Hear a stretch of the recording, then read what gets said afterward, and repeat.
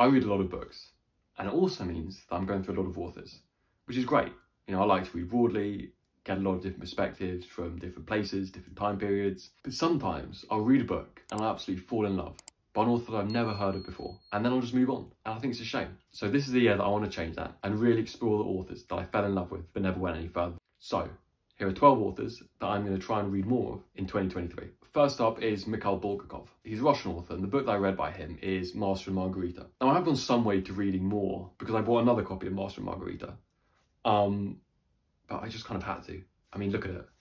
I saw the gilded edges, and I'm a sucker for a pretty book, and so I had to buy another copy. But I really want to read more of his works. And also, it's such an interesting story behind him. You know, that he was censored in Soviet Russia, and the books that he wrote weren't published until way later on. I think it's such an interesting experience and a life that he's writing about. And for anyone who's read Master and Margarita, you know that it's a wild ride. You know, it's just a book that you have no idea where it's going, what it's about, and I want to read it again, and I want to read more of his work. Next up is Joan Didion, and the book that I've read of hers is The White Album. I read this doing the research for Harry Styles' video and the books that he's read. She was just so on the money about everything, about celebrity, about that kind of culture, and the way that they see the world compared to what reality is. But then also just, how do we make sense of the world and what's going on around us? It was such a reflective book, and it really made you think about how you interpret the world and how accurate your understanding is. She's a really poignant author. She really just understands, I don't know, life, although she writes in a way that it seems like she doesn't understand it, and that she's learning alongside you, which was really, it was a really lovely journey to go on with her in The White Album. And I just love to read more of her works. Next up is Victor Hugo from Les Miserables. Now, I read this about a month ago, and I absolutely loved it. I think it was such a great book, really beautiful, really touching story, and thought-provoking as well. And when I did that review, I said that I didn't want to read any more Victor Hugo because I don't want to spoil it.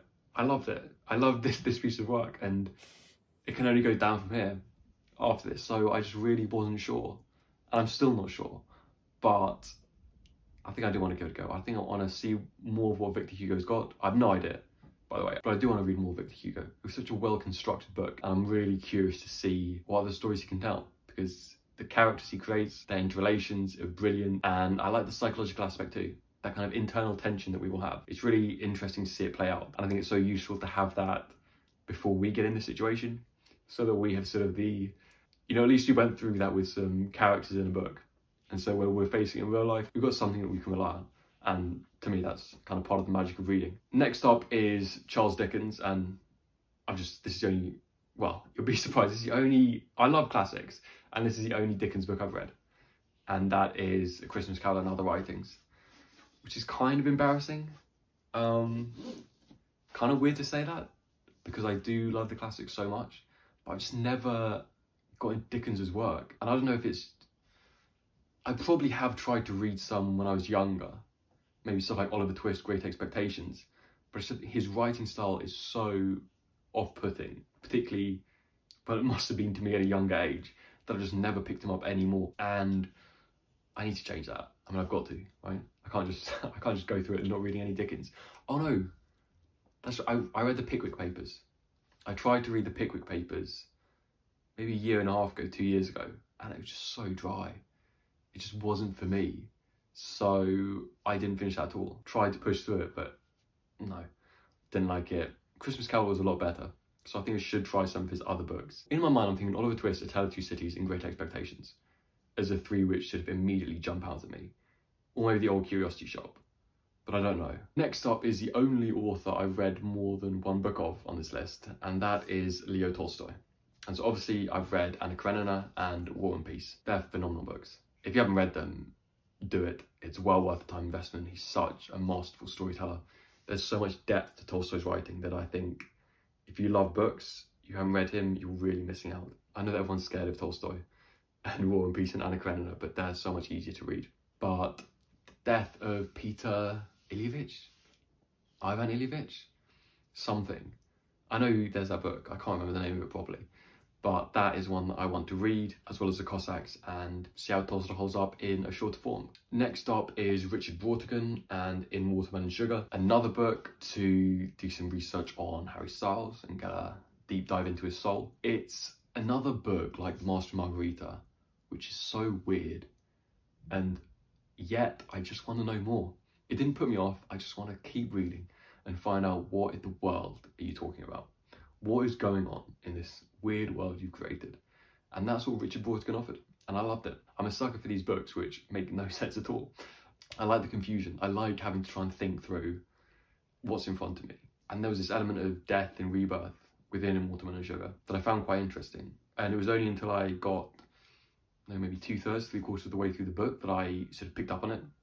So I do want to go back to In Watermelon Sugar to try and see if there's any subtext in the earlier parts, but I also want to read more of his work to get a better understanding of where he's coming on, his psychology, what he thinks and how he thinks about writing and life in general. So that's why I want to read more. And sort of in general, I want to read more about authors. You just get a better picture of the world that they see. Speaking of weird books, Hunter S. Thompson, Fear and Loathing in Las Vegas, it is another wild ride. It's just the way that he managed to capture a drug trip so well in his words is astonishing. It's all about this theme of being an outsider, what it means to fit in, and how strange the crowd can be to the individual's eyes, and how strange the individual is to the crowd's eyes, and that kind of dichotomy and that tension that we've got going on. I think it's fascinating. It's really interesting, and I love that perspective.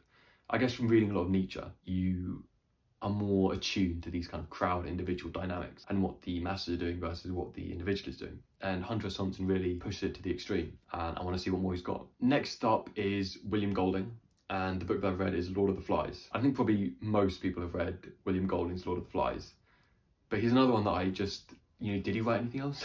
Are there any more books by William Golding? Yes, there are, but to me and to probably most people, it seems like Lord of the Flies is the one and only. And it's not so much I want to have a continuation of the story of the Lord of the Flies, but it was more his writing style. There were just some moments in Lord of the Flies where he had a beautiful subtlety to it. It was kind of like Hemingway in the way that he doesn't describe a lot. He is just very straightforward, quite blunt, and then moves on. He doesn't dwell on something horrific that's happening.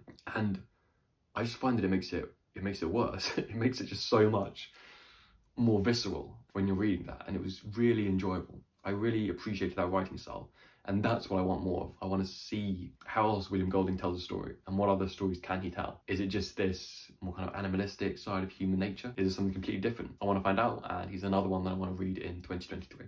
Next up is F. Scott Fitzgerald, and obviously the book I've read is The Great Gatsby, but that's it. I've never read any more Fitzgerald's work, and I think it's another shame. Whereas I've read a lot of Hemingway's work, a lot of Steinbeck, a lot of George Orwell, and I could sort of put Fitzgerald in that category. Well, definitely in the category of Hemingway. Probably because of, what's that film? Midnight in Paris? I think with Owen Wilson. I think it's a Woody Allen film. I have no idea. But that one, you know what I'm talking about. And the time travel one. And there's F. Scott Fitzgerald and Hemingway. I think one was like Tom Hiddleston. I don't remember. I don't know. Anyway, that's not important. But that's why I sort of put them in the same bracket, and I've just never explored Fitzgerald anymore. And the last ones are going to be 3 Japanese authors. First one is Yoko Ogawa with The Housekeeper and the Professor. It was such a lovely and heartwarming story, and I really enjoyed it. This is kind of another one that I'm quite hesitant upon. Like Victor Hugo, is that I don't want to spoil it. It's almost like I have this relationship with the author that it's kind of the book that you go to when you need a hug, when you need something wholesome. This is my book. This is the book that I go to, or the book that I think about, because it really exaggerates those relationships that we have with people and reminds you of that external happiness, and that you can make someone else happy, make their lives easier, and it's just good for you too. I think it's a beautiful book and such a lovely theme about maths and memory. It's a special book. It's short, and I've had other people say this, that there's not much happens within the book, but everything that does happen is so special, so heartwarming, and probably one of my favourite books. So I need to read more of Yoko Ogawa's work, and fingers crossed that it's as good as this one. Next up is Natsuo Kirino, and She Wrote Out. It was another one where you just had to keep reading, and the characters that she creates are just they're so funny, and they've all got their different sides, but they all come together to make this great, I don't know, this It's almost that they all have these isolated personalities. There's not much overlap between the characters, but they all play off each other in such a good way. And in a way, it represents the tensions within each of them about the situation that plays out in the book. But rather than there be too much focus on the internal playing out of that, although there is some, we see it more within the individual characters. And I thoroughly enjoyed that, those exaggerated personalities. Finally is Keigo Higashino with Joan and the Midnight Sun. It's a book that I've spoken about a few times, and it's just, I could not put this book down. The chapters are about 50 pages, but they go by so quickly. It's such an easy book to read because it's so gripping in the story that it tells. It occurs over quite a large time frame, so it can be a bit difficult to follow at first while you're settling into that idea and that realization, but once you do, it's phenomenal. It's a very well told story. It leaves breadcrumbs that you can follow and you can sort of see what's going on without it being so conspicuous. And I much prefer that compared to where you just have a twist at the end that no one could possibly see coming. And it just, I don't know, it was a very satisfying payoff because you knew what they were building to, and it played off that anticipation very well. And sometimes it's just nice to sit down with a good thriller and just be totally absorbed in the story, not having to think too much, just go on for the ride, wherever it takes you. And that is what that book gave me, and I want more of that in 2023. So that's that. Those are the 12 authors that I want to read more of in 2023. If you've got any recommendations in terms of which books of theirs that I should read, please drop them below, because for most of them I do not have a clue where I want to go. Hopefully by the end of the year I will have read them and not be saying that I want to read more of them in 2024, but we'll see. Anyway, see you in the next one.